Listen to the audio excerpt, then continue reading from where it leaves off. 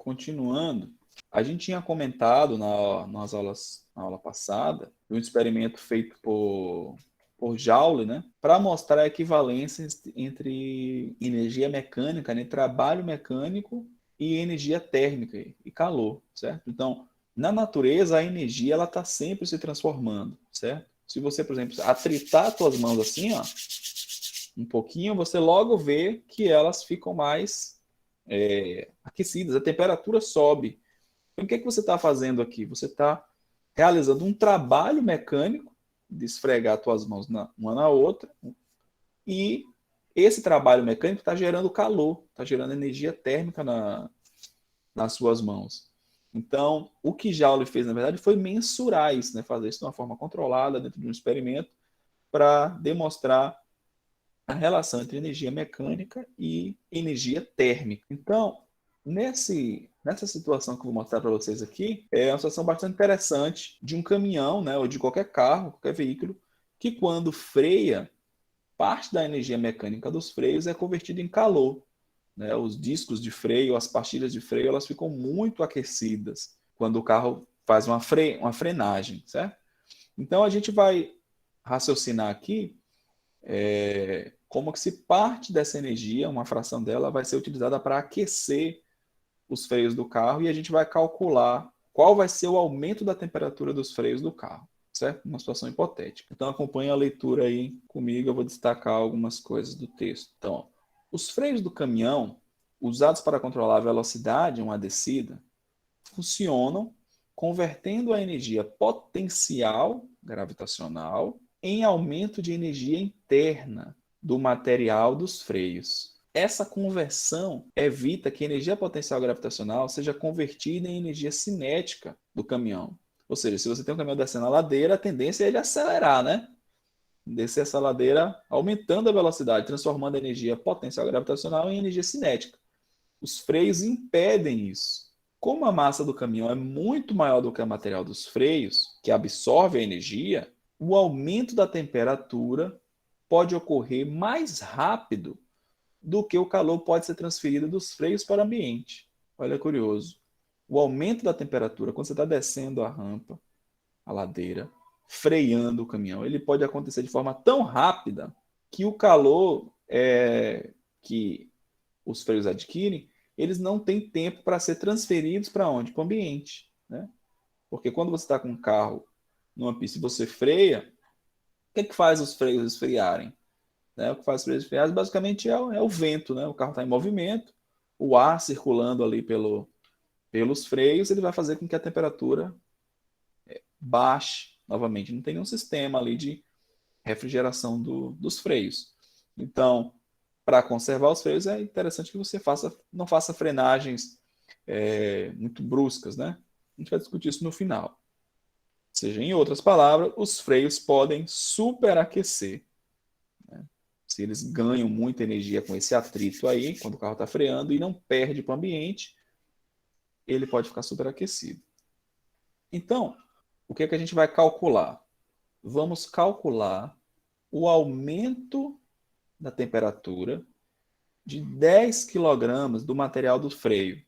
Então, vamos considerar que o sistema de freio, aquelas peças todas lá de metal que compõem o freio, disco, etc., eles têm uma massa de 10 kg. E que o calor específico médio desse material é de 800 joule por quilograma por grau Celsius. Se o material retém 10% da energia do caminhão, um caminhão de 10 toneladas, que desce 70 metros em deslocamento vertical, a velocidade constante, certo? Então, basicamente o caminhão está descendo a rampa, então a mudança de nível do caminhão aí foi de 75 metros, né? Do lugar mais alto para o lugar mais baixo, caminhão de 10 toneladas, e ele vai aproveitar 10% da energia da descida. Bacana? Então, vamos lá encarar esse probleminha. A primeira coisa que a gente tem que analisar é a energia mecânica nessa descida do caminhão de uma ladeira, certo? De uma serra aí, né? Imagina aqui, ó. Imagina que o caminhão está descendo aqui de um nível para outro. Então, quando ele está aqui em cima, no alto da serra, ele tem uma certa energia potencial, né? Que a gente chama de energia potencial gravitacional. A gente usualmente vê isso aqui lá no curso de mecânica. Quando ele chega mais embaixo, se o caminhão descer sem freios, o que acontece com ele? Ele desce convertendo essa energia potencial que ele tinha aqui em cima em energia cinética. Ele ganha velocidade. Ele chega aqui com a velocidade estúpida, né? Estamos falando aí de um caminhãozão com a massa de 10.000 quilogramas. Como ele está a essa altura aqui, a gente pode calcular, com base nessa altura que ele está do chão, do nível que assumiu como zero, né? Essa altura aqui foi dita que era de 75 metros, 75 metros, caminhão de 10.000 quilogramas, né? Então a gente pode ver qual é essa energia que ele tem e qual a energia que ele vai liberar, né? Ele vai gastar para descer essa rampa. Por quê? Essa energia potencial que ele tem aqui em cima, 10% dela vai passar para os freios. Certo? Então, vamos calcular essa energia. Essa energia, para quem não lembra, a energia potencial gravitacional, ela é a massa vezes a gravidade vezes a altura. Certo? Então, a gravidade ela é uma constante e vale 9,8 metros por segundo ao quadrado. A altura que o carro está, o desnível, né, que ele vai sofrer, é de 75 metros do ponto de vista vertical, né? E a massa são 10.000 quilogramas. Então, a gente pode calcular a energia aqui. A energia potencial vai ser 10.000 quilogramas vezes 9,8 vezes 75.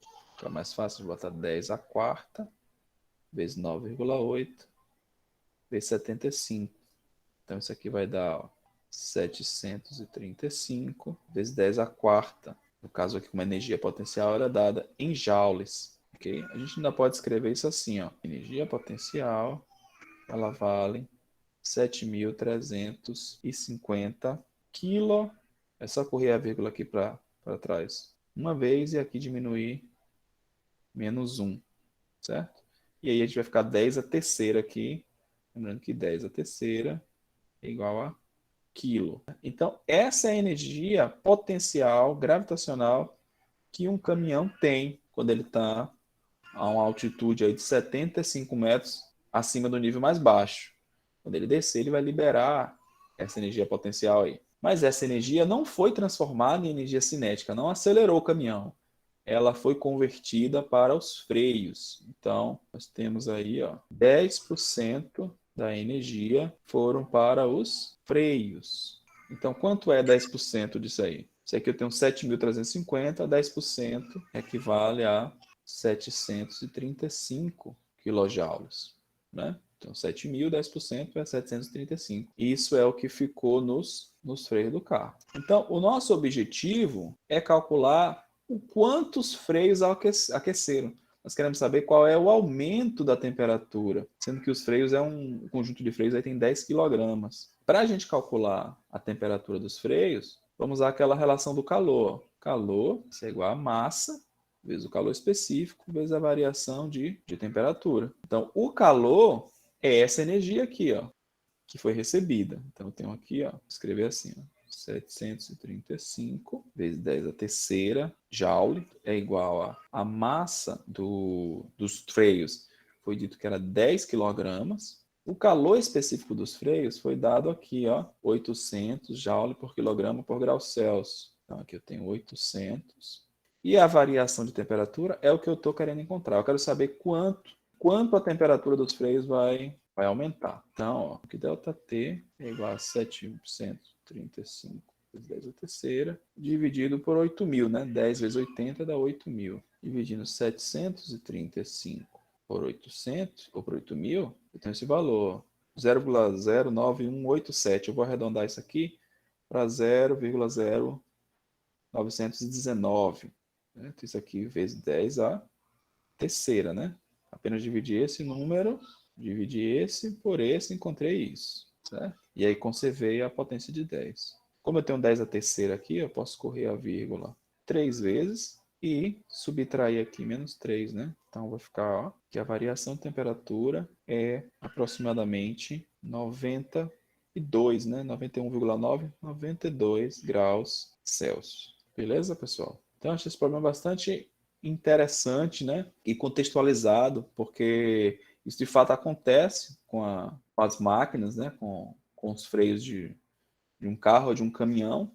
E, inclusive, é por essa razão que quando os caminhoneiros estão descendo uma serra, um lugar assim que tem a variação grande de altitude, eles não descem segurando nos freios, né?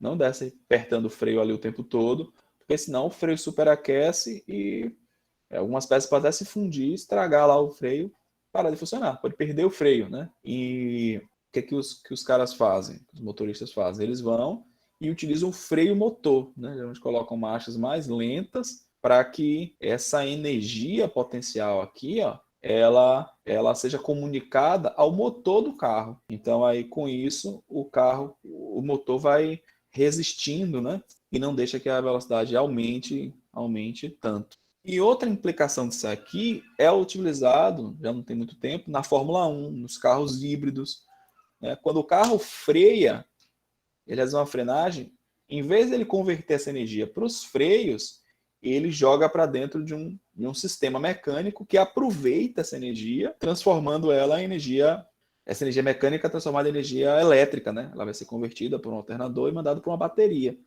Então, toda vez que o carro freia, que ele está reduzindo a velocidade, vai desperdiçar essa energia jogando para os freios, que é um desperdício, a energia dos freios vira calor, ela volta pro carro, né?